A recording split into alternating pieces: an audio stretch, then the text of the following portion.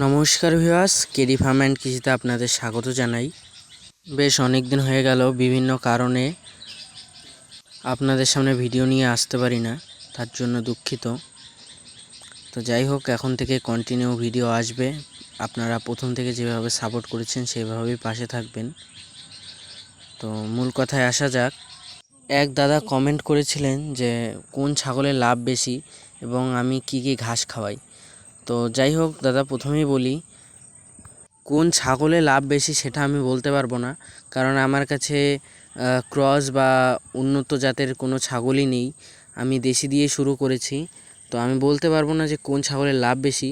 কিন্তু দেশি সম্পর্কে কিছু ধারণা আপনাকে আমি দিয়ে দিতে পারি যে আপনি যদি নতুন শুরু করতে চান তাহলে দেশি দিয়ে শুরু করবেন। কারণ দেখুন, আমার ছাগলগুলো যে ঘাসগুলো খাচ্ছে এগুলো কিন্তু আমার উন্নত জাতের ঘাস না, এগুলো আমি ধান ক্ষেত থেকেই তুলে এনেছি। তো এগুলো আমার লোকাল ঘাস, আমি সবসময় চেষ্টা করি লোকাল ঘাস খাওয়ানোর। এতে গিয়ে দেশি ছাগলের খুব পছন্দ হয় এই ঘাসগুলো। তো লাভ কোন জাতের সেটা সব কিছু নিজের কাছে, কারণ আপনি কীরকম পরিচর্যা করছেন, কীরকম পরিশ্রম করছেন সেটা আপনার উপর ডিপেন্ড করে। তো আমি প্রথমেই বলবো যে শুরু করলে দেশি দিয়ে শুরু করুন, কারণ উন্নত জাত বড় জাত দেখেই প্রথমে নেবেন না, তাহলে আপনি ধাক্কা খাবেনই।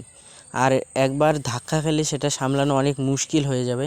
তার জন্য বলবো যে ছোট থেকে আস্তে আস্তে উপরে উঠুন, তাতে ছোট ছোট ধাক্কা খেতে খেতে আপনি স্ট্রং হবেন।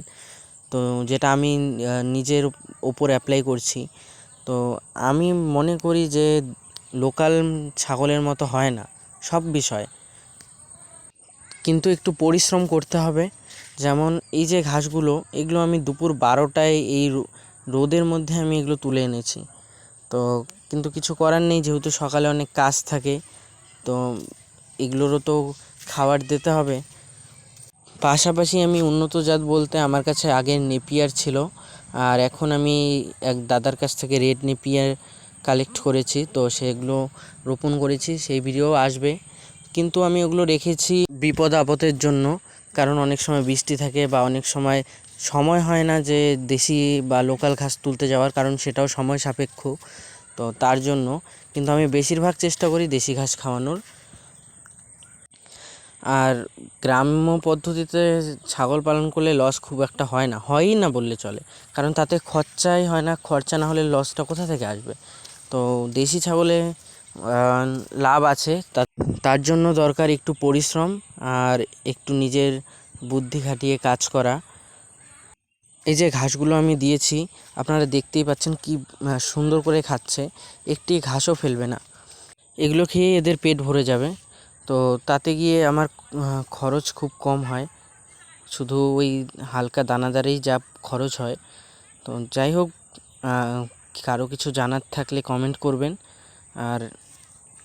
আর নতুন শুরু করলেই না হিউজ পরিমাণে ঘরের পেছনে কিংবা ছাগলের পেছনে খরচা করবেন না। আস্তে আস্তে নিজেকে গড়ে তুলুন, ছোট থেকে অল্প থেকে শুরু করুন। তাতে গিয়ে কিন্তু কোনো ক্ষতি হবে না, বরং লাভই হবে। তাই একবারে বেশি আশা করাটা ঠিক না আমি মনে করি।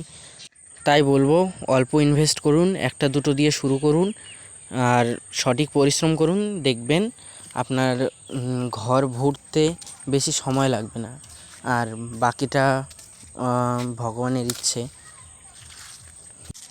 দেখুন আমার ছাগলগুলো কি সুন্দর খাচ্ছে, সবগুলো ছাগলই খাচ্ছে। তো যাই হোক, এইভাবে পাশে থাকবেন। ভিডিওটা কেমন লাগলো জানাবেন। ধন্যবাদ।